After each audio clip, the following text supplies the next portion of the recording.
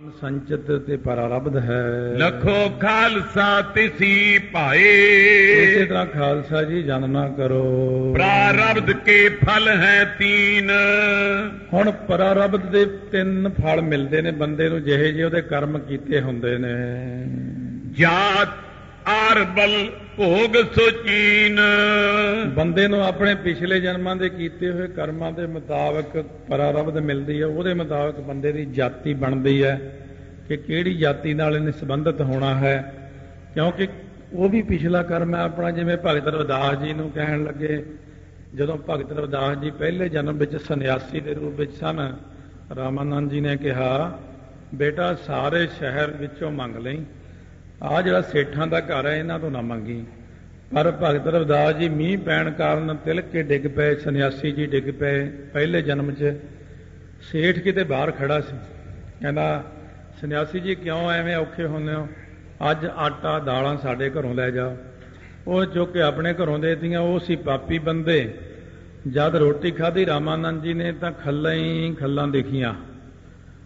उस वक्त खल्लां देख के अखर याद आ गया। कहंदे ओ चम्यारा ये कित्थों लिआया, अज दा आटा दालां।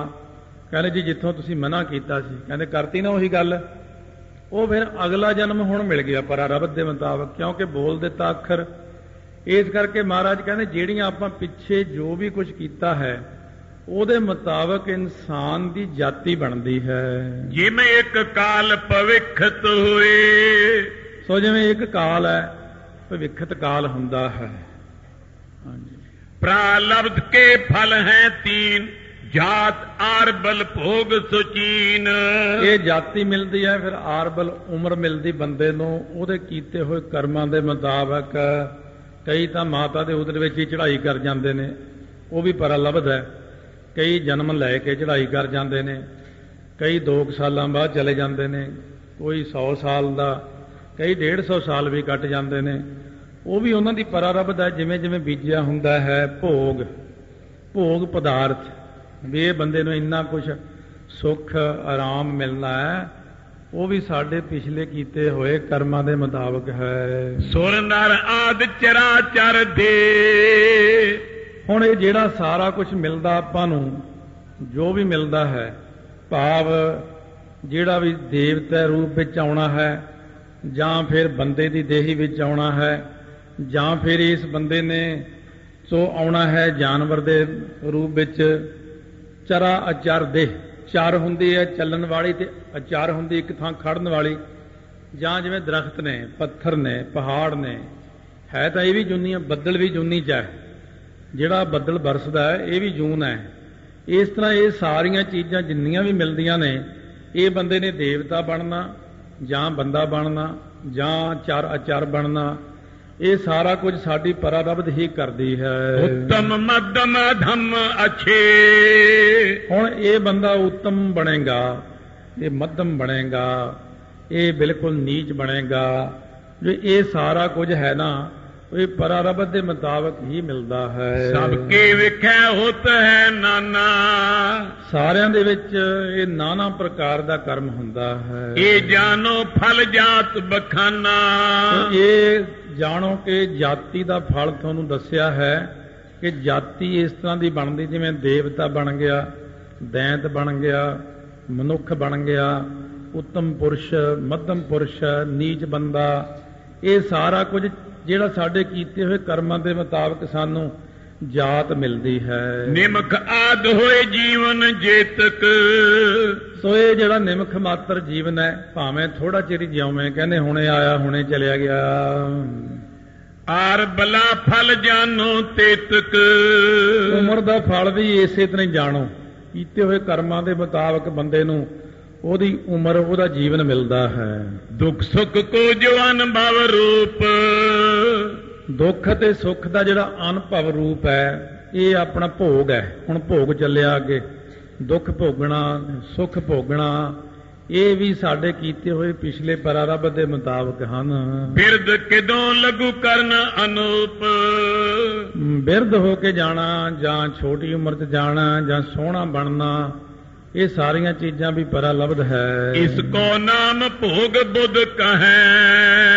ਬੁੱਧੀ ਵਾਲੇ ਜਿਹੜੇ ਬੰਦੇ ਨੇ, ਸਿਆਣਪ ਵਾਲੇ, ਉਹ ਇਹਨੂੰ ਕਹਿੰਦੇ ਨੇ ਭੋਗ ਪਦਾਰਥ, ਇਹਨੇ ਇੰਨਾ ਭੋਗਣਾ ਹੈ। 14 ਲੋਕ ਵਿਖੈ ਜਨ ਲਹੈ। 14 ਲੋਕਾਂ ਦੇ ਵਿੱਚ ਜਿੰਨੇ ਵੀ ਲੋਕ ਰਹਿੰਦੇ ਨੇ, ਸਾਰੇ ਜਾਣੇ ਆਪਣੀ ਪਰਾਰਬਧ ਹੀ ਭੋਗਦੇ ਹਨ। ਦੁਵੈ ਜੇ ਕਰਮ ਸੰਚਿਤ ਕਿਰੇ ਮਾਨ। ਹੁਣ ਕਹਿੰਦੇ ਨੇ ਅੱਗੇ ਕਿ ਦੋ ਜਿਹੜੇ ਕਰਮ ਨੇ, ਪਹਿਲੇ ਸੰਚਿਤ ਤੇ ਕਿਰੇਮਾਨ। ਕਿਰੇਮਾਨ ਅਤੇ ਸੰਚਿਤ ਕਰਮ ਜਿਹੜੇ ਹਨ, ਆਤਮ ਗਿਆਨੀ ਕੇ ਹੋਏ ਹਨ। ਜਿਹੜਾ ਬ੍ਰਹਮ ਗਿਆਨੀ ਹੁੰਦਾ ਹੈ ਉਹਦੇ ਅੰਦਰੋਂ ਦੋ ਤਾਂ ਮੁੱਕ ਜਾਂਦੇ ਨੇ। ਬ੍ਰਹਮ ਗਿਆਨ ਹੋਣ ਕਰਕੇ ਕਿਰੇਮਾਨ ਨਹੀਂ ਕਰਦਾ ਉਹ, ਕਿਉਂ? ਹਉ ਦੇ ਸਹਿਤ ਕੋਈ ਕਰਮ ਨਹੀਂ ਕਰਨਾ। ਸੰਚਿਤ ਉਹਦਾ ਹੋਣਾ ਹੀ ਨਹੀਂ। ਜਦ ਆਪਾਂ 100 ਰੁਪਈਆ ਰੋਜ਼ ਦਾ ਜਮਾ ਹੀ ਨਹੀਂ ਕਰਾਇਆ ਤਾਂ ਮਹੀਨੇ ਬਾਅਦ ਕਾਹਦੇ ਪੈਸੇ? ਫਿਰ ਤਾਂ ਹੈ ਹੀ ਨਹੀਂ ਗੇ। ਬ੍ਰਹਮ ਗਿਆਨੀ ਇਸੇ ਤਰ੍ਹਾਂ ਹੀ ਕਰਦੇ ਨੇ। ਆਪਾਂ ਰੋਜ਼ ਜਿੰਨਾ ਕੰਮ ਕਰਦੇ ਹਾਂ ਹਉ ਵਿੱਚ ਕਰਦੇ ਹਾਂ। ਬ੍ਰਹਮ ਗਿਆਨੀ ਕਹਿੰਦਾ ਵਾਹਿਗੁਰੂ ਆਪੇ ਕਰਵਾਉਂਦੇ ਨੇ ਇਹ ਕਰਮ। ਜਿਮ ਤਰਕਸ਼ ਮੈਂ ਸਰਸੋ ਮਿਟਾਏ। ਸੋ ਜਿਵੇਂ ਤਰਕਸ਼ ਜਿਹੜਾ ਪੱਥਾ ਹੈ, ਇਹਦੇ ਵਿੱਚ ਜਿਹੜੇ ਤੀਰ ਭਰੇ ਹੁੰਦੇ ਨੇ, ਉਹ ਤੀਰ ਆਪਾਂ ਰੋਕ ਸਕਦੇ ਹਾਂ ਚਲਾਉਣੋਂ, ਕਿਉਂਕਿ ਉਹ ਆਪਣੇ ਹੱਥ ਵਿੱਚ ਹੈ ਹਲੇ। ਧਰਿਓ ਪੰਚ ਪਰ ਸੋਪੇ ਹਟਾਏ। ਜਿਹੜਾ ਤੀਰ ਆਪਾਂ ਭੱਥੇ ਵਿੱਚੋਂ ਕੱਢ ਲਿਆ, ਚਿੱਲੇ ਤੇ ਚੜਾ ਲਿਆ, ਜ਼ੋਰ ਨਾਲ ਖਿੱਚਿਆ, ਕਿਸੇ ਨੇ ਕਿਹਾ ਨਾ ਮਾਰੀ, ਆਪਾਂ ਉੱਥੇ ਹੀ ਰੋਕ ਗਏ। ਉਹ ਤੀਰ ਵਾਪਸ ਮੋੜ ਲਿਆ, ਨਹੀਂ ਚਲਾਇਆ। ਜੇ ਚੱਲ ਜਾਂਦਾ ਤਾਂ ਫਿਰ ਚੱਲ ਜਾਂਦਾ, ਕਿਉਂਕਿ ਫੇਰ ਨਹੀਂ ਸੀ ਰੁਕਣਾ। ਜਿਹੜਾ ਅਣ ਚੱਲਿਆ ਤੀਰ ਮੋੜ ਲਿਆ ਵਾਪਸ, ਇਹ ਵੀ ਚੰਗਾ ਹੋ ਗਿਆ। ਪ੍ਰਾਰਬਧ ਜੋ ਛੁਟਿਓ ਸੁਬਾਨ, ਤਿਸ ਕੋ ਕਰ ਨ ਸਕੈ ਕੋ ਹਾਨ। ਹੁਣ ਇਹ ਤਾਂ ਸੀ ਸੰਚਿਤ ਤੇ ਕਿਰੇਮਾਨ ਦੋਨੇ ਕਰਮ ਦੱਸੇ ਨੇ ਕਿ ਤੀਰ ਭੱਥੇ ਵਿੱਚ ਹੈ ਜਾਂ ਤੀਰ ਚਲਾਉਣਾ ਹੈ, ਤਾਂ ਸਾਡੇ ਹੱਥ 'ਚ ਹੀ ਹਲੇ। ਜਦੋਂ ਤੀਰ ਛੁੱਟ ਜਾਂਦਾ ਹੈ ਤੀਰ ਕਮਾਨ ਦੇ ਵਿੱਚੋਂ, ਇਹ ਬਣ ਗਈ ਸਾਡੀ ਪਰਾਰਬਧ ਵਾਂਗੂ। ਪਰਾਰਬਧ ਇਉਂ ਚੱਲਿਆ ਹੋਇਆ ਤੀਰ ਫਿਰ ਮੁੜਦਾ ਨਹੀਂ ਵਾਪਸ, ਫਿਰ ਉਹ ਫਲ ਦੇ ਕੇ ਹੀ ਸ਼ਾਂਤ ਹੁੰਦਾ ਹੈ। ਇਸੇ ਤਰ੍ਹਾਂ ਹੀ ਸਾਡੀ ਜਦੋਂ ਬਣ ਜਾਂਦੀ ਨਾ ਪਰਾਰਬਧ, ਫਿਰ ਉਹ ਸਾਨੂੰ ਫਲ ਦੇ ਕੇ ਹੀ ਸ਼ਾਂਤ ਹੁੰਦੀ ਆ, ਉਸ ਤੋਂ ਪਹਿਲਾਂ ਨਹੀਂ ਹੁੰਦੀ। ਇਸ ਕਰਕੇ ਕਰਮ ਕਰਨ ਤੋਂ ਪਹਿਲਾਂ ਸੋਚ ਲਓ ਕਿ ਐਸਾ ਕੰਮ ਮੂਲੇ ਨਾ ਕੀਚੈ ਜਿਤ ਅੰਤ ਪਛੋਤਾਈਐ। ਸਤਿਗੁਰੂ ਕਾ ਉਪਦੇਸ਼ ਸੁਣ ਤੂੰ ਹੋਵੇ ਤੇਰਾ ਨਾਲੇ, ਕਹਿ ਨਾਨਕ ਮਨ ਪਿਆਰੇ ਤੂੰ ਸਦਾ ਸੱਚ ਸੰਭਾਲੇ। ਅਗੈ ਤਗੈ ਕੈ ਇੱਕ ਸਮ ਹੋਏ। ਅੱਗੇ ਹੁੰਦਾ ਤੇ ਇੱਕ ਤੱਗਿਆ। ਅੱਗੇ ਅਗਿਆਨੀ, ਤੱਗਿਆ ਬ੍ਰਹਮ ਗਿਆਨੀ। ਬ੍ਰਹਮ ਗਿਆਨੀ ਦਾ ਤੇ ਅਗਿਆਨੀ ਦੇ ਵਿੱਚ ਇਹ ਕਿਰੇਮਾਨ ਅਤੇ ਸੰਚਿਤ ਕਰਮ ਇੱਕੋ ਜੈਸੇ ਹੀ ਹੁੰਦੇ ਹਨ। ਪ੍ਰਾਰਬਧ ਫਲ ਦੇ ਸਮ ਦੁਏ। ਪਰਾਰਬਧ ਦੋਨਾਂ ਨੂੰ ਬਰਾਬਰ ਫਲ ਦਿੰਦੀ ਹੈ। ਸੰਚਿਤ ਕਰਮ ਤੇ ਕਿਰੇਮਾਨ ਕਰਮ ਤਾਂ ਜਿਹੜੇ ਨੇ ਇਹ ਦੋਨਾਂ ਦੇ ਵਿੱਚ ਨੇ, ਇੱਕ ਬਰਾਬਰ ਹੀ ਨੇ। ਪਰਾਰਬਧ ਜਿਹੜੀ ਹੈ ਉਹ ਫਲ ਦਿੰਦੀ ਇੱਕ ਬਰਾਬਰ। ਦੋਹੇਰਾ ਸੰਚਿਤ ਗਿਆਨ ਪ੍ਰਭਾਵ ਸੋ, ਗਿਆਨੀ ਕਰੈ ਬਿਨਾਸ਼। ਉਹ ਜਿਹੜਾ ਗਿਆਨੀ ਹੈ ਉਹ ਇਹਨਾਂ ਸੰਚਿਤ ਕਰਮਾਂ ਨੂੰ ਗਿਆਨ ਦੇ ਪ੍ਰਭਾਵ ਨਾਲ ਨਾਸ਼ ਕਰ ਦਿੰਦਾ ਹੈ। ਕਿਉਂਕਿ ਪਹਿਲਾਂ ਤਾਂ ਚਲੋ ਕਿਰੇਮਾਨ ਕਰਮ ਹੋ ਗਿਆ। ਕਿਰੇਮਾਨ ਕਰਮ ਜਿਹੜੇ ਨੇ ਅਬਲ ਤੇ ਉਹਨਾਂ ਨੇ ਕੀਤੇ ਹੀ ਨਹੀਂ, ਹੁਣ ਤਾਂ ਗਿਆਨ ਪਾ ਕੇ। ਜਿਹੜੇ ਪਹਿਲਾਂ ਤੋਂ ਕੋਈ ਅਗਿਆਨ ਦੇ ਵਿੱਚ ਕਰਮ ਕੀਤੇ ਹੋਏ ਸਨ, ਉਹ ਜੋ ਸੰਚਿਤ ਹੋ ਚੁੱਕੇ ਨੇ, ਇਕੱਠੇ ਹੋ ਚੁੱਕੇ ਹਨ। ਬ੍ਰਹਮ ਗਿਆਨੀ ਉਹ ਸੰਚਿਤ ਕਰਮਾਂ ਨੂੰ ਪਰਾਰਬਧ ਦੇ ਬਣਨ ਤੋਂ ਪਹਿਲਾਂ ਹੀ ਨਾਸ਼ ਕਰ ਦਿੰਦਾ ਹੈ। ਜਿਮ ਅਨਾਜ ਮੰਦਰ ਸਹਿਤ, ਦਾਹੈ ਅਗਨ ਪ੍ਰਕਾਸ਼। ਹੁਣ ਇੱਕ ਪ੍ਰਮਾਣ ਦਿੰਦੇ ਨੇ ਆਪਣੀ ਸਮਝ ਵਾਸਤੇ, ਕਿਵੇਂ ਕਰ ਲੈਂਦਾ ਜੀ ਉਹ ਨਾਸ਼ ਉਹਨਾਂ ਨੂੰ। ਕਹਿੰਦੇ ਜਿਵੇਂ ਅਨਾਜ ਦਾ ਭਰਿਆ ਹੋਇਆ ਕੋਠਾ ਹੈ, ਤਾਂ ਉਹ ਕੋਠੇ ਨੂੰ ਆਪਾਂ ਅੱਗ ਲਾ ਦਈਏ। ਪਹਿਲਾਂ ਪੁਰਾਣੇ ਕੋਠੇ ਜਿਵੇਂ ਲੱਕੜ ਦੇ ਬਾਲੇ, ਲੱਕੜ ਦੀਆਂ ਸ਼ਤੀਰੀਆਂ ਇਤਿਆਦਿਕ ਬਣੇ ਨੂੰ ਅੱਗ ਲਾ ਦਈਏ, ਕੋਠਾ ਸਾਰਾ ਸੜ ਗਿਆ। ਉਹਦੇ ਵਿੱਚ ਪਿਆ ਹੋਇਆ ਜਿਵੇਂ ਅਨਾਜ ਵੀ ਸੜ ਗਿਆ। ਮੰਦਰ ਸਹਿਤ ਅਨਾਜ ਕੇ, ਜਬ ਭਾ ਜਲ ਕੈ ਛਾਰ। ਮੰਦਰ ਦੇ ਸਮੇਤ ਅਨਾਜ ਸਾਰਾ ਸੜ ਕੇ ਸੁਆਹ ਬਣ ਜਾਂਦਾ ਹੈ ਜਦੋਂ। ਅੰਕਰ ਕੋ ਨਾ ਸਮਰੱਥ ਪੁਨ, ਜਾਨੋ ਤਿਸੀ ਪ੍ਰਕਾਰ। ਕਹਿੰਦੇ ਹੁਣ ਜੇ ਕੋਈ ਉਹਨਾਂ ਭੁੱਜੇ ਹੋਏ ਦਾਣਿਆਂ ਨੂੰ ਦੇਖੇ, ਦੇਖਣ ਨੂੰ ਤਾਂ ਉਹ ਲੱਗਦੇ ਨੇ ਦਾਣੇ ਹੀ ਕਾਲੇ ਕਾਲੇ ਜੇ, ਪਰ ਜੇ ਉਹਨਾਂ ਨੂੰ ਕਹਿੰਦੇ ਬੀਜੀਏ ਜਾ ਕੇ, ਹੁਣ ਉਗਦੇ ਨਹੀਂ, ਹੁਣ ਨਹੀਂ ਉਹਨਾਂ 'ਚ ਅੰਕੁਰ ਹੈਗਾ। ਉਹ ਚੀਜ਼ ਮੁੱਕ ਗਈ ਉਹਨਾਂ ਚੋਂ। ਦੇਖਣ ਨੂੰ ਮਾਤਰ ਦਾਣੇ ਲੱਗਦੇ ਨੇ, ਭੁੱਜੇ ਨਹੀਂ ਹੁੰਦੇ। ਦਾਣੇ ਜਿਹੜੇ ਭੁੱਜੇ ਹੋਏ ਨੇ ਉਹ ਕਦੇ ਉਗਦੇ ਨੇ ਹੁਣ। ਇਸੇ ਪ੍ਰਕਾਰ ਬ੍ਰਹਮ ਗਿਆਨੀ ਸਿਮਰਨ ਕਰਕੇ, ਸ਼ਬਦ ਦਾ ਅਭਿਆਸ ਕਰਕੇ ਆਪਣੇ ਅੰਦਰ ਬ੍ਰਹਮ ਅਗਨੀ ਨੂੰ ਪ੍ਰਜਵਲਿਤ ਕਰ ਲੈਂਦਾ। ਜਿਹੜਾ ਬ੍ਰਹਮ ਦਾ ਪ੍ਰਕਾਸ਼ ਹੁੰਦਾ ਹੈ, ਇਹ ਜਦੋਂ ਅੰਦਰ ਹੁੰਦਾ ਤਾਂ ਜਿਹੜੇ ਕਿਰੇਮਾਨ ਕਰਮ ਨੇ ਉਹਨਾਂ ਨਾਲ ਬਣੇ ਹੋਏ ਸੰਚਿਤ ਕਰਮ ਨੇ, ਉਹ ਸਾਡੇ ਅੰਦਰ ਜਿਹੜਾ ਘੜਾ ਬਣਾਇਆ ਸੀ ਪਹਿਲਾਂ, ਕੋਠਾ, ਇੱਥੇ ਕੋਠਾ ਬਣਾਇਆ ਘੜਾ, ਜਿਹਦੇ ਵਿੱਚ ਹਿਰਦੇ ਰੂਪੀ ਘੜੇ ਵਿੱਚ ਜਿਹੜਾ ਘਟਾਕਾਸ਼ ਹੈ, ਉਹਦੇ ਵਿੱਚ ਜਿਹੜੇ ਸਾਡੇ ਕਰਮ ਦਾਣਿਆਂ ਵਾਂਗੂ ਪਏ ਨੇ, ਉਹ ਪਹਿਲਾਂ ਨਹੀਂ ਉਗਦੇ, ਉਹ ਮੌਕੇ ਮੌਕੇ ਤੇ ਉੱਗ ਕੇ ਸਾਨੂੰ ਫਲ ਦਿੰਦੇ ਨੇ। ਜਦੋਂ ਆਪਾਂ ਕਹਿੰਦੇ ਆ ਸਤਨਾਮ ਸ੍ਰੀ ਵਾਹਿਗੁਰੂ ਸਾਹਿਬ ਜੀ, ਸਤਨਾਮ ਸ੍ਰੀ ਵਾਹਿਗੁਰੂ ਸਾਹਿਬ ਜੀ, ਜਦ ਇਉਂ ਕਰਦਿਆਂ ਕਰਦਿਆਂ ਬੇਤੀ ਸਾਡੀ ਏਕ ਚਿੱਤ ਜੇ ਏਕ ਛਿੰਤ ਆਇਓ, ਜਦੋਂ ਇੱਕ ਹੋ ਗਏ ਨਾ ਬਰਾਬਰ ਦੋਨੋਂ, ਉਹ ਅੰਦਰ ਜਿਹੜੇ ਕਰਮਾਂ ਰੂਪੀ ਦਾਣੇ ਨੇ ਉਹ ਪਏ ਸੜ ਜਾਣੇ ਨੇ, ਉਹਨਾਂ ਨੇ ਕਰਮ ਦਾ ਫਲ ਨਹੀਂ ਦੇਣਾ।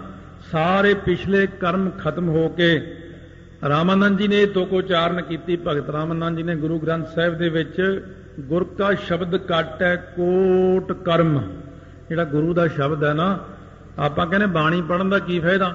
ਆਮ ਲੋਕ ਕਹਿੰਦੇ ਲੈ ਸਾਰਾ ਦਿਨ ਬੁੜ ਕਰਦੇ ਰਹਿੰਦੇ ਨੇ, ਉਹ ਤੁਹਾਨੂੰ ਕੀ ਪਤਾ ਅਸੀਂ ਕੀ ਕਰ ਰਹੇ ਹਾਂ।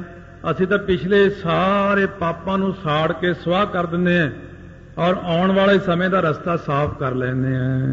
ਜੋ ਪਏ ਸੰਚਿਤ ਕਰਮ ਸੋ ਅੰਤੈ ਕਰਣਾ। ਹੁਣ ਜਿਹੜਾ ਸੰਚਿਤ ਕਰਮ ਹੈ, ਇਕੱਠੇ ਕੀਤੇ ਹੋਏ ਸੀਗੇ ਅੰਦਰ ਅੰਤਹਿ ਕਰਨ ਰੂਪੀ ਭਾਂਡੇ ਵਿੱਚ ਜਿਹੜੇ ਪਏ ਨੇ, ਗਿਆਨ ਅਗਨ ਤੇ ਕਰੈ ਪ੍ਰਹਰਣਾ, ਇਹਨਾਂ ਨੂੰ ਬ੍ਰਹਮ ਗਿਆਨੀ ਗਿਆਨ ਦੀ ਅਗਨੀ ਨਾਲ ਨਾਸ ਕਰ ਦਿੰਦਾ ਹੈ। ਬਹੁਰ ਜਨਮ ਦਾਇਕ ਨੈ ਸੋਏ, ਉਹ ਫਿਰ ਉਗਦੇ ਹੀ ਨਹੀਂ। ਜਦੋਂ ਉਗਣੇ ਹੀ ਨਹੀਂ ਹੈਗੇ, ਸਾਰੇ ਜੋ ਧਰਮ ਰਾਏ ਦਰ ਕਾਗਦ ਫਾਰੇ, ਜਨ ਨਾਨਕ ਲੇਖਾ ਸਮਝਾ। ਹੁਣ ਕਾਹਦਾ ਜਨਮ ਹੈ, ਕਿਉਂਕਿ ਤੇਰੇ ਤਾਂ ਦਾਣਿਆਂ ਰੂਪੀ ਕਰਮ ਸਾਰੇ ਸੜ ਗਏ, ਉਹਨਾਂ ਨੇ ਹੁਣ ਤੈਨੂੰ ਕਿਰਿਆ ਦੇਣੀ ਨਹੀਂ, ਸਾਰਾ ਕੁਝ ਪਾੜ ਦਿੱਤਾ, ਤੇਰੇ ਕਰਮ ਸਾੜ ਦਿੱਤੇ ਮਾੜੇ। ਚੰਗੇ ਕਰਮ ਜਿਹੜੇ ਸੀ ਉਹਨਾਂ ਨੂੰ ਉਜਲ ਕਰ ਲਿਆ, ਪ੍ਰਗਟ ਹੋ ਗਏ, ਇਸ ਕਰਕੇ ਹੁਣ ਜਨਮ ਨਹੀਂ ਹੋਵੇਗਾ। ਅੰਤੈ ਕਰਨ ਨਾਸ਼ੀ ਸਭਾਂਤ, ਇਸ ਤਰ੍ਹਾਂ ਜਿਹੜਾ ਇਹ ਅੰਤਿਸ਼ ਕਰਨ ਹੈ, ਇਹ ਕੋਠਾ ਹੈ, ਇਹਦੇ ਵਿੱਚ ਜਿਹੜੇ ਕਰਮਾਂ ਰੂਪੀ ਦਾਣੇ ਪਏ ਨੇ, ਦਾਣਿਆਂ ਦੇ ਸਮੇਤ ਕੋਠਾ ਹੀ ਸਾੜ ਦਿੱਤਾ ਅਸੀਂ। ਮਨ, ਬੁੱਧ, ਚਿੱਤ, ਹੰਕਾਰ, ਚਾਰੇ ਹੀ ਚੀਜ਼ਾਂ ਸਾੜ ਦਿੱਤੀਆਂ। ਮਨ ਨੂੰ ਵੀ ਸਾੜ ਦਿੱਤਾ ਆਪਣੇ ਨੂੰ, ਭਾਵ ਉਹ ਮਨ ਜਿਹੜਾ ਅਸ਼ੁੱਧ ਸੀ, ਸ਼ੁੱਧ ਮਨ ਨੂੰ ਆਪਣੇ ਅੰਦਰ ਪ੍ਰਗਟ ਕਰ ਲਿਆ। ਅੱਗੇ ਚੱਲ ਕੇ ਇਹਦਾ ਖਾਸ ਨਿਰਣਾ ਕਰ ਦੇਣਗੇ। ਚਿੱਤ ਸਤ ਹੋਏ ਜਾਤ ਸਭ ਸ਼ਾਂਤ, ਚਿੱਤ ਸਤ ਸਰੂਪ ਹੋ ਜਾਂਦਾ ਹੈ। ਬਸ ਹੁਣ ਟਿਕ ਗਿਆ ਮਨ, ਮਨ ਬੁੱਧ ਚਿੱਤ ਹੰਕਾਰ ਮੁੱਕ ਗਏ, ਚਿੱਤ ਐਨ ਸ਼ਾਂਤ ਹੋ ਗਿਆ। ਜਦੋਂ ਕੋਈ ਹੈ ਹੀ ਨਹੀਂ ਕਿਰਿਆ ਅੱਗੇ, ਕਿੱਧਰ ਨੂੰ ਜਾਣਾ। ਜਿਵੇਂ ਗੱਡੀ ਦਾ ਪੈਟਰੋਲ ਮੁੱਕ ਜਾਏ ਉੱਥੇ ਹੀ ਖੜ ਜਾਂਦੀ ਆ, ਹੁਣ ਗਾਹਾਂ ਕਿੱਧਰ ਜਾਣਾ ਇਹਨੇ। ਬੰਦੇ ਦੇ ਜਦੋਂ ਕਰਮ ਹੀ ਮੁੱਕ ਜਾਣ, ਜਨਮ ਹੀ ਨਹੀਂ ਦਿੰਦੇ ਉਹ, ਫਿਰ ਬਸ ਹੁਣ ਸੱਚਖੰਡ ਨੂੰ ਤਿਆਰੀਆਂ ਹੋ ਗਈਆਂ। ਇਸ ਕਰਕੇ ਮਹਾਰਾਜ ਕਹਿੰਦੇ ਜਦੋਂ ਬਿਲਕੁਲ ਸ਼ਾਂਤ ਹੋ ਜਾਂਦਾ ਅੰਦਰੋਂ, ਕੋਈ ਕਰਮ ਰਹਿੰਦਾ ਹੀ ਨਹੀਂ ਹੈ, ਫਿਰ ਇਹ ਬੰਦਾ ਜੰਮਣ ਮਰਨ ਤੋਂ ਰਹਿਤ ਹੋ ਜਾਂਦਾ ਹੈ, ਫਿਰ ਇਹ ਅਕਾਲ ਪੁਰਖ ਦੇ ਵਿੱਚ ਲੀਨ ਹੋ ਜਾਂਦਾ ਹੈ। ਚਿੱਤ ਸਤ ਕੋ ਅਬ ਅਰਥ ਬਖਾਨੋ, ਕਹਿੰਦੇ ਚਿੱਤ ਸਤ ਦਾ ਹੁਣ ਤੁਹਾਨੂੰ ਅਰਥ ਦੱਸਦੇ ਆ ਕੀ ਹੈ।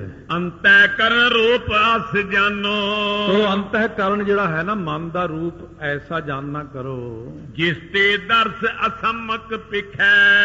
ਸੋ ਜਿਸ ਕਰਕੇ ਇਹ ਦਰਸ਼ਨ ਜਿਹੜਾ ਦੇਖਦਾ ਹੈ ਨਾ, ਉਹ ਅਸਮਕ ਦਰਸ਼ਨ ਹੁੰਦੇ ਨੇ। ਅਸਮਕ ਇਹਨੂੰ ਕਹਿੰਦੇ ਅਸਮੈਕ ਦਰਸ਼ਨ। ਅਸਮੈਕ ਦਰਸ਼ਨ ਉਹ ਹੁੰਦੇ ਨੇ, ਜਿਵੇਂ ਭਗਤ ਜੀ ਨੇ ਕਿਹਾ, ਭਗਤ ਰਵਿਦਾਸ ਜੀ ਨੇ, ਕਿ ਜੋ ਇਹ ਜਾਨੋ ਸੋ ਇਹ ਨਾਹੀ। ਆਪਾਂ ਜੋ ਦੇਖਦੇ ਆ ਨਾ ਵਾਸਤਵ ਦੇ ਵਿੱਚ, ਉਹ ਇਹ ਨਹੀਂ ਹੈਗਾ।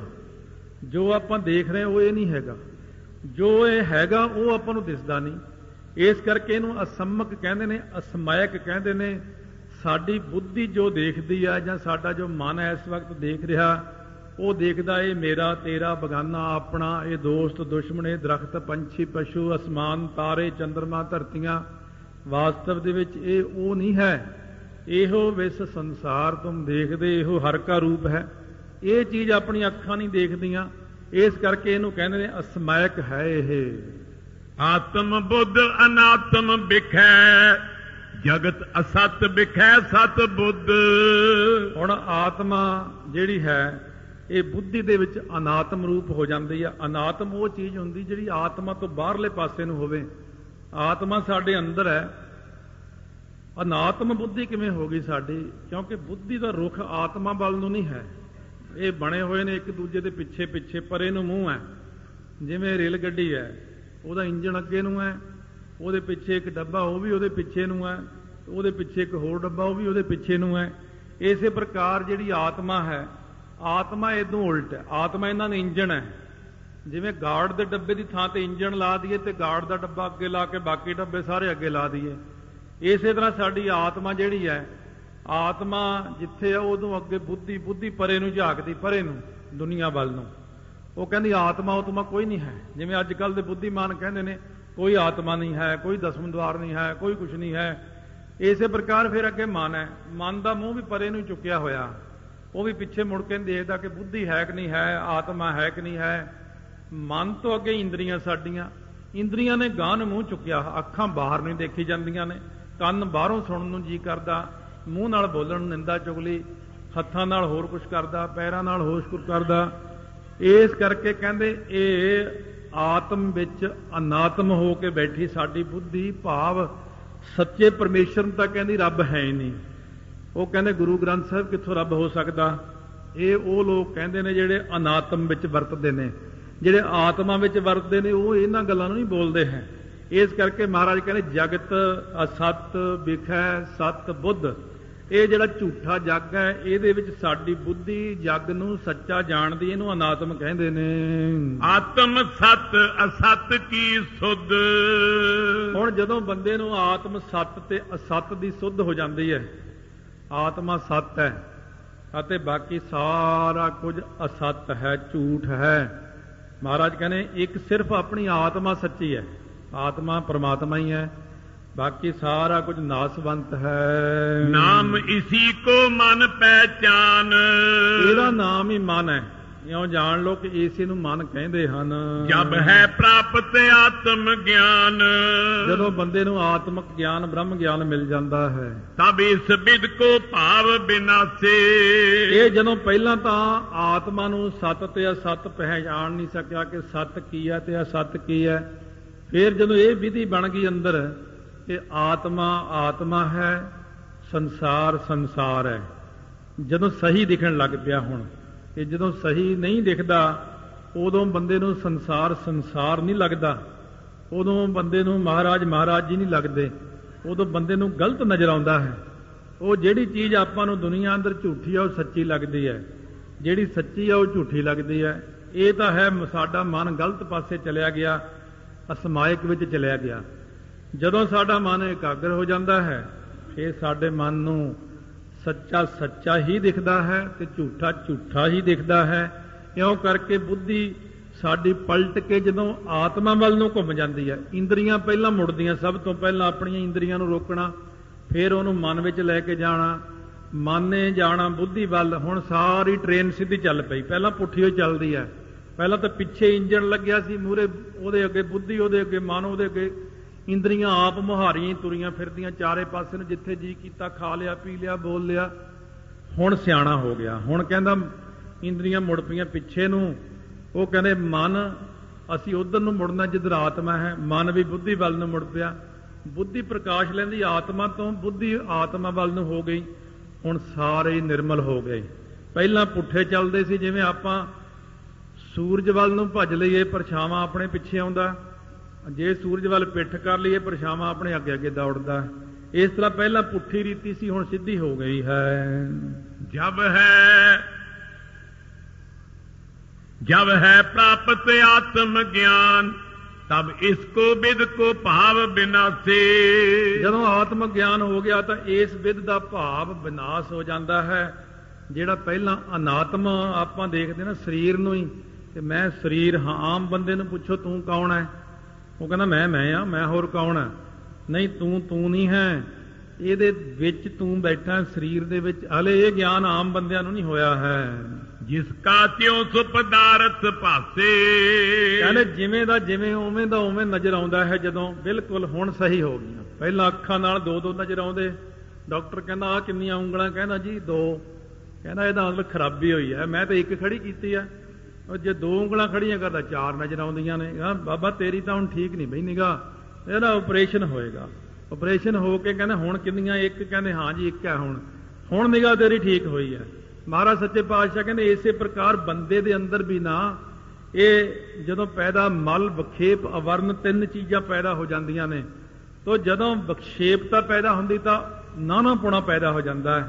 ਹੁਣ ਸਾਨੂੰ ਸਾਰੇ ਵੱਖਰੇ ਵੱਖਰੇ ਨਜ਼ਰ ਆਉਂਦੇ ਨੇ। ਬੜੀ ਦੁਨੀਆ ਬੈਠੀ ਆ, ਬੜੇ ਲੋਕ ਬੈਠੇ ਨੇ। ਬ੍ਰਹਮ ਗਿਆਨੀ ਨੂੰ ਪੁੱਛੋ ਤੁਹਾਨੂੰ ਕੀ ਨਜ਼ਰ ਆਉਂਦਾ? ਕਹਿੰਦਾ ਸਭ ਏਕ ਹੈ, ਮੈਨੂੰ ਤਾਂ ਕੋਈ ਦੂਜਾ ਨਜ਼ਰ ਨਹੀਂ ਆਉਂਦਾ। ਇਸ ਕਰਕੇ ਮਹਾਰਾਜ ਕਹਿੰਦੇ ਇਹੀ ਜੀ ਅਵਸਥਾ ਵਿੱਚ ਜਾ ਕੇ ਬ੍ਰਹਮ ਬ੍ਰਹਮ ਹੀ ਦਿਖਣ ਲੱਗਦਾ ਹੈ ਤੇ ਸ੍ਰਿਸ਼ਟੀ ਸ੍ਰਿਸ਼ਟੀ ਹੀ ਦਿਖਦੀ ਹੈ। ਜਬ ਚਿਤ ਸਤ ਇਸ ਬਿਦ ਕੋ ਭਇਓ, ਹੁਣ ਕਹਿੰਦੇ ਨੇ ਜਦੋਂ ਚਿੱਤ ਸਤ ਹੋ ਗਿਆ, ਸ਼ਾਂਤ ਚਿੱਤ ਹੋ ਗਿਆ ਹੈ, ਤਬ ਸੰਚਿਤ ਜੁਤ ਮਨ ਜਲ ਗਇਓ, ਉਦੋਂ ਸੰਚਿਤ ਕਰਮਾਂ ਦੇ ਸਮੇਤ ਮਨ ਰੂਪੀ ਕੋਠਾ ਜਲ ਕੇ ਸਵਾਹ ਹੋ ਗਿਆ ਹੈ। ਜਿਮ ਮੰਦਰ ਜੁਤ ਜਲਿਓ ਅਨਾਜ, ਜਿਵੇਂ ਮੰਦਰ ਦੇ ਸਮੇਤ ਸਾਰਾ ਅਨਾਜ ਜਲ ਗਿਆ ਸੀ। ਜਿਹੜੇ ਕਿਰੇਮਾਨ ਆਦਿਕ ਨੇ ਕਰਨੇ ਕਰਾਉਣੇ ਨੇ, ਗਿਆਨੀ ਕੇ ਉਪਜਤ ਸੋ ਨਾਈ, ਉਹ ਗਿਆਨੀ ਜਿਹੜਾ ਬ੍ਰਹਮ ਗਿਆਨੀ ਹੁੰਦਾ ਨਾ, ਉਹਦੇ ਕਿਰੇਮਾਨ ਕਰਮ ਹੁੰਦੇ ਹੀ ਨਹੀਂ। ਆਪਾਂ ਤਾਂ ਕਿਰੇਮਾਨ ਬਹੁਤ ਕਰਦੇ ਹਾਂ ਗ੍ਰਸਤੀ ਜੋ ਹੋਏ। ਬਾਕੀ ਇਹ ਵੀ ਹੁੰਦਾ ਕਿ ਆਮ ਬੰਦਿਆਂ ਨੂੰ ਕਿਰੇਮਾਨ ਕਰਮ ਕਰਨ ਦੀ ਕੁਝ ਜ਼ਿਆਦਾ ਹੀ ਆਦਤ ਹੁੰਦੀ, ਗਲਤੀਆਂ ਕਰਨ ਦੀ ਇੱਧਰੋਂ ਉੱਧਰੋਂ। ਬ੍ਰਹਮ ਗਿਆਨੀ ਇਤਨਾ ਕਰਮ ਨਹੀਂ ਕਰਦਾ। ਬ੍ਰਹਮ ਗਿਆਨੀ ਸ਼ਾਂਤ ਚਿੱਤ ਹੋ ਕੇ ਬਹਿ ਜਾਂਦਾ। ਜਿਵੇਂ ਕਿਸੇ ਬ੍ਰਹਮ ਗਿਆਨੀ ਦੇ ਕੋਲ ਅਸੀਂ ਬੈਠੇ ਸੀ, ਉੱਥੇ ਇੱਕ ਛੋਟਾ ਜਿਹਾ ਬੱਚਾ, ਉਹ ਜਾਣ ਲੱਗੇ ਘਰ ਨੂੰ, 6-7 ਸਾਲ ਦਾ ਸੀ ਬੱਚਾ। ਮਹਾਂਪੁਰਸ਼ ਕਹਿੰਦੇ ਭਾਈ ਹੋਰ ਰਹਿ ਲਓ, ਹਲੇ ਕੱਲ ਨੂੰ ਚਲੇ ਜਾਇਓ। ਨਿੱਕਾ ਜਿਹਾ ਬੱਚਾ ਕਹਿੰਦਾ ਬਾਬਾ ਜੀ ਸਾਨੂੰ ਤਾਂ 100 ਕੰਮ ਹੈ, ਤੁਹਾਨੂੰ ਤਾਂ ਕੋਈ ਕੰਮ ਹੀ ਨਹੀਂ ਹੈ। ਆਮ ਲੋਕਾਂ ਨੂੰ ਹੁੰਦਾ ਵੀ ਇਹਨੂੰ ਤਾਂ ਕੋਈ ਕੰਮ ਨਹੀਂ, ਇਹ ਤਾਂ ਵਿਹਲਾ ਚਿੱਟੇ ਕੱਪੜੇ ਪਾ ਕੇ ਆਰਾਮ ਨਾਲ ਬੈਠਾ। ਤੁਹਾਨੂੰ ਇਹ ਨਹੀਂ ਪਤਾ ਉਹ ਕਿਰੇਮਾਨ ਕਰਮ ਤੋਂ ਬਾਹਰ ਹੋਇਆ ਬੈਠਾ, ਤੇ ਆਪਾਂ ਫਸੇ ਹੋਏ ਕਿਰੇਮਾਨ ਕਰਮਾਂ ਦੇ ਵਿੱਚ। ਫਿਰ ਆਪਾਂ ਜਿੰਨੇ ਕਿਰੇਮਾਨ ਕਰਦੇ ਹਾਂ ਹਉ ਦੇ ਸੰਯੁਕਤ ਕਰਦੇ ਹਾਂ। ਇਸ ਕਰਕੇ ਬ੍ਰਹਮ ਗਿਆਨੀ ਕਿਰੇਮਾਨ ਕਰਮ ਸੰਚਿਤ ਕਰਮ ਤੋਂ ਪਹਿਲਾਂ ਹੀ ਬਾਹਰ ਹੋ ਜਾਂਦਾ ਹੈ। ਪ੍ਰਾਰਬਧ ਕਰਕੇ ਆਜ ਉਠਾਨ, ਹੁਣ ਬ੍ਰਹਮ ਗਿਆਨੀ ਦੀ ਕਿਰਿਆ ਕੀ ਹੈ? ਪ੍ਰਾਰਬਧ ਕਰਕੇ ਜਿਹੜੀ ਉਹ ਕਿਰਿਆ ਕਰੀਦੀ ਹੈ। ਹੋਤ ਅਨਾਤਮ ਜੁਤ ਅਭਿਮਾਨ, ਸੋ ਅਨਾਤਮ ਦੇ ਸਹਿਤ ਅਭਿਮਾਨੀ ਹੋ ਕੇ ਕਰਦਾ। ਆਮ ਜਿਹੜਾ ਜੀਵ ਹੁੰਦਾ ਨਾ, ਉਹ ਅਨਾਤਮ ਦੇ ਸਹਿਤ ਕਰਦਾ ਹੈ, ਭਾਵ ਅਭਿਮਾਨ ਦੇ ਨਾਲ। ਆਪਾਂ ਜਿਹੜਾ ਕਰਮ ਕਰਦੇ ਹਾਂ ਅਨਾਤਮ ਭਾਵ, ਜਦੋਂ ਮੈਂ ਕਹਾਂ ਤਾਂ ਸਮਝੋ ਸਰੀਰ, ਮਨ, ਬੁੱਧ, ਚਿੱਤ, ਹੰਕਾਰ, ਸਾਡੀਆਂ ਇੰਦਰੀਆਂ, ਇਹਨੂੰ ਕਹਿੰਦੇ ਅਨਾਤਮ। ਇੱਕ ਹੁੰਦੀ ਆਤਮ। ਜਦੋਂ ਆਪਾਂ ਕੋਈ ਕਰਮ ਕਰਦੇ ਹਾਂ ਅਨਾਤਮ ਵਿੱਚ ਕਰਦੇ ਹਾਂ, ਸਰੀਰ ਕਰਕੇ ਕਰਦੇ ਹਾਂ, ਸਰੀਰ ਦੀ ਹਉਮੈ ਕਰਦੇ ਹਾਂ। ਮੈਂ ਆਪਣੇ ਸਰੀਰ ਨਾਲ ਕੀਤਾ, ਮੈਂ ਇਹਨਾਂ ਹੱਥਾਂ ਦੇ ਨਾਲ ਕੀਤਾ, ਮੈਂ ਆਪਣੀਆਂ ਅੱਖਾਂ ਨਾਲ ਦੇਖਿਆ। ਆਪਾਂ ਇਉਂ ਬੋਲਦੇ ਹਾਂ। ਬ੍ਰਹਮ ਗਿਆਨੀ ਨਹੀਂ ਬੋਲਦਾ ਇਸ ਤਰ੍ਹਾਂ। ਉਹ ਕਹਿੰਦਾ ਸਾਰਾ ਕੁਝ ਉਸੇ ਨੇ ਕੀਤਾ। ਹੱਥ ਵੀ ਉਹੀ ਹਿਲਾਉਂਦਾ, ਪੈਰ ਵੀ ਉਹੀ ਹਿਲਾਉਂਦਾ, ਅੱਖਾਂ ਵੀ ਉਹੀ ਹਿਲਾਉਂਦਾ ਹੈ, ਮੂੰਹ ਵੀ ਉਹੀ ਹਿਲਾਉਂਦਾ ਹੈ। ਉਹ ਇਹਨਾਂ ਸਾਰੇ ਅਨਾਤਮ ਤੋਂ ਬਾਹਰ ਨਿਕਲ ਕੇ ਬ੍ਰਹਮ ਗਿਆਨੀ ਆਤਮਾ ਵਿੱਚੋਂ ਬੋਲਦਾ ਹੈ। ਸਧਾਰਨ ਮਨੁੱਖ ਜਿਹੜਾ ਉਹ ਅਨਾਤਮ ਹੋ ਕੇ ਬੋਲਦਾ ਹੈ। ਸੋ ਕਹਿੰਦੇ ਤੂੰ ਕੁਨ ਰੇ, ਕਹਿੰਦੇ ਮੈਂ ਜੀ ਨਾਮਾ ਹੋ ਜੀ। ਕਹਿੰਦੇ ਵਾਹ ਬਈ ਵਾਹ। ਉਹ ਨਾਮਦੇਵ ਹਲੇ ਤੱਕ ਤੂੰ ਅਨਾਤਮ ਵਿੱਚ ਹੀ ਬੈਠਾ।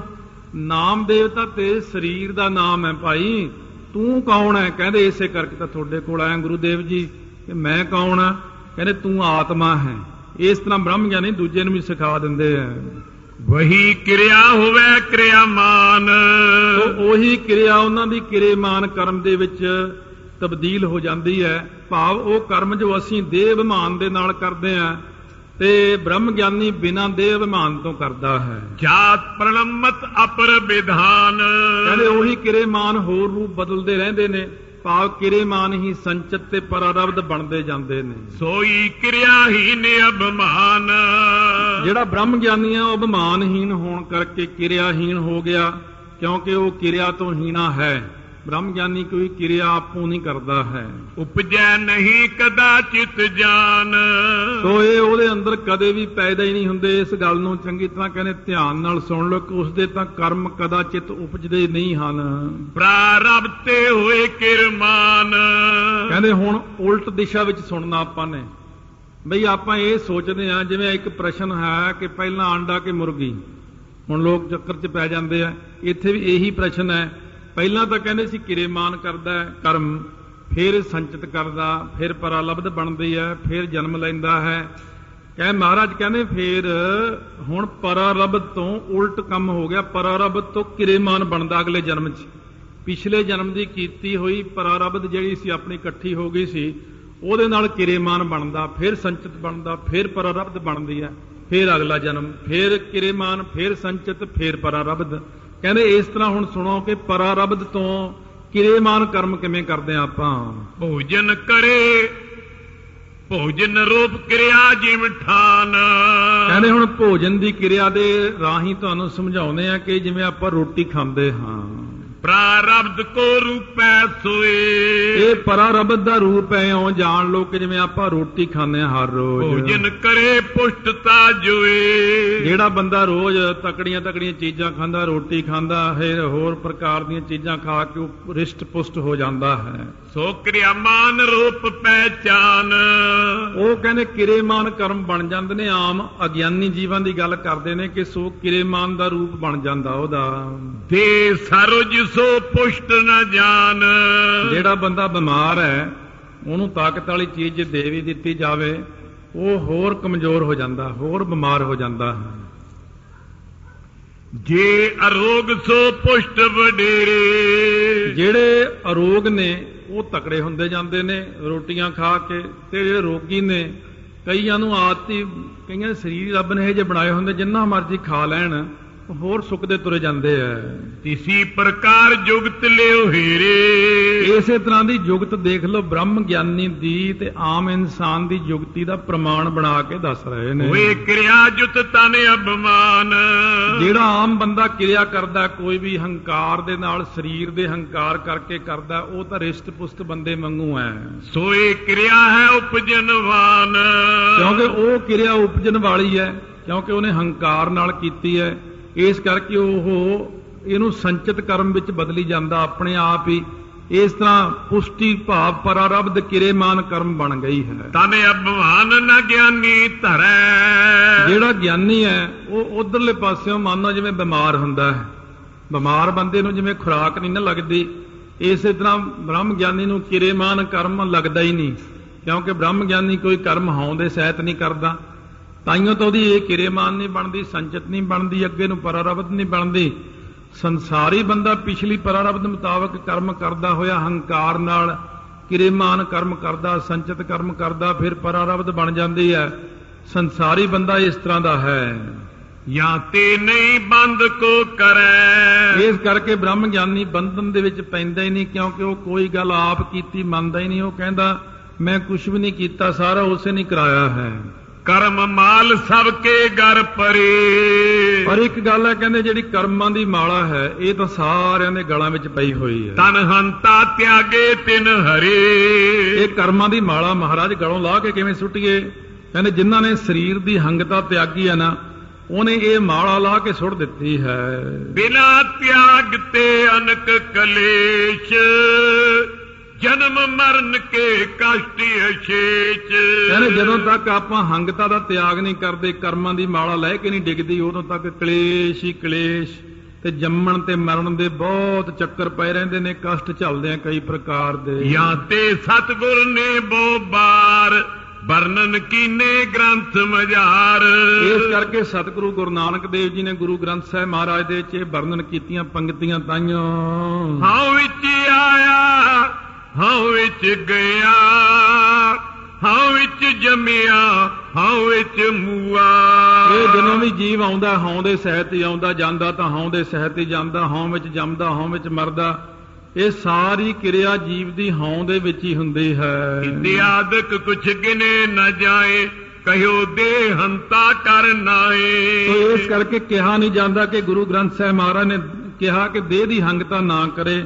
ਇਹ ਇੰਨਾ ਕੁਝ ਗਿਣਿਆ ਨਹੀਂ ਜਾਂਦਾ। ਭਾਵ ਜਿੰਨੀਆਂ ਪੰਕਤੀਆਂ ਲਿਖੀਆਂ ਬਹੁਤ ਸਮਝਾਉਂਦੇ ਨੇ ਮਹਾਰਾਜ। ਤਨ ਹੰਤਾ ਮੈਂ ਸਭ ਉਤਪਾਤ, ਕਿਉਂਕਿ ਜਿੰਨੇ ਉਪਦਰਵ ਨੇ ਨਾ ਸਰੀਰ ਦੀ ਹੰਗਤਾ ਦੇਹ ਅਭਿਮਾਨ ਦੇ ਵਿੱਚ ਭਰੇ ਪਏ ਨੇ। ਸੁਖ ਪ੍ਰਾਪਤ ਪੁਨ ਪੁਨ ਪਛਤਾਤ, ਇਹ ਬੰਦਾ ਹੰਕਾਰ ਕਰਕੇ ਦੁੱਖ ਪਾਉਂਦਾ, ਬਾਰ-ਬਾਰ ਪਛਤਾਉਂਦਾ ਵੀ ਹੈ। ਜਨਮ ਅਸੰਖ ਇਸੀ ਤੇ ਧਰੇ, ਕਹਿੰਦੇ ਇਸੇ ਕਰਕੇ ਤਾਂ ਇਹ ਬੰਦਾ ਅਣਗਿਣਤ ਹੀ ਜਨਮ ਲੈਂਦਾ, ਬਾਰ-ਬਾਰ ਹੰਕਾਰ ਨਾਲ ਮਰਦਾ। ਕਿਉਂਕਿ ਹਉ ਵਿੱਚ ਜੰਮਿਆ, ਹਉ ਵਿੱਚ ਮੋਆ। ਘੱਟੋ ਘੱਟ ਜੇ ਜੰਮਣ ਵੇਲੇ ਹੰਕਾਰ ਸੀ, ਮਰਨ ਵੇਲੇ ਤਾਂ ਛੱਡ ਲੈਂਦਾ। ਕਹਿੰਦੇ ਮਰਨ ਵੇਲੇ ਵੀ ਕਹਿੰਦਾ ਮੈਂ, ਜਿਵੇਂ ਕੋਈ ਮਰਨ ਲੱਗਿਆ ਸੀ, ਕਹਿੰਦਾ ਸੀ ਉਹ ਕੰਧਾਂ ਵੱਲ ਨੂੰ ਹੱਥ ਕਰੇ, ਫਿਰ ਗਾਵਾਂ ਵੱਲ ਨੂੰ ਹੱਥ ਕਰੇ, ਤਾਂ ਘਰ ਦੇ ਸਮਝਦੇ ਵੀ ਹੰਗਤਾ ਚ ਹੀ ਬੋਲਦਾ। ਕਹਿੰਦੇ ਇਹ ਕੀ ਕਹਿੰਦਾ? ਦੂਜਾ ਬੰਦਾ ਕਹਿੰਦੇ ਇਹ ਮੇਰੇ ਪਿਤਾ ਜੀ ਕਹਿੰਦੇ ਤੁਹਾਡੇ ਲਈ ਘਰ ਬਣਾਤਾ, ਤੁਹਾਡੇ ਲਈ ਗਊਆਂ ਬਣਾਤੀਆਂ, ਤੁਹਾਡੇ ਲਈ ਆਹ ਬਣਾਤਾ। ਵਾਸਤਵ ਦੇ ਵਿੱਚ ਕੁਝ ਬੋਲਦਾ ਹੋਰ ਹੈ। ਇਸ ਕਰਕੇ ਬੰਦਾ ਮਰਨ ਤੱਕ ਆਪਣੀ ਔਲਾਦ ਨੂੰ ਕਹਿੰਦਾ ਮੈਂ ਆਹ ਬਣਾਤਾ, ਮੈਂ ਉਹ ਬਣਾਤਾ। ਮਰਦਾ ਮਰਦਾ ਵੀ ਉੱਥੇ ਹੀ ਸੁਰਤੀ ਰੱਖ ਲੈਂਦਾ। ਅਪਰਮਾਨ ਸੰਕਟ ਤੇ ਮਰੈ, ਇਸ ਕਰਕੇ ਬਹੁਤੇ ਜ਼ਿਆਦਾ ਸੰਕਟ ਦੁੱਖ ਪਾ ਕੇ ਮਰਦਾ ਹੈ। ਮਮਤਾ ਆਦ ਵਿਕਾਰ ਅਨੇਕ, ਇਹ ਮਮਤਾ ਹੰਗਤਾ ਮਮਤਾ ਸਾਰੇ ਇਹਦੇ ਅੰਦਰ ਵਿਕਾਰ ਪੈਦਾ ਹੋ ਜਾਂਦੇ ਹਨ। ਤਨ ਹੰਤਾ ਜਨਤੀ ਅਬਵੇਕ,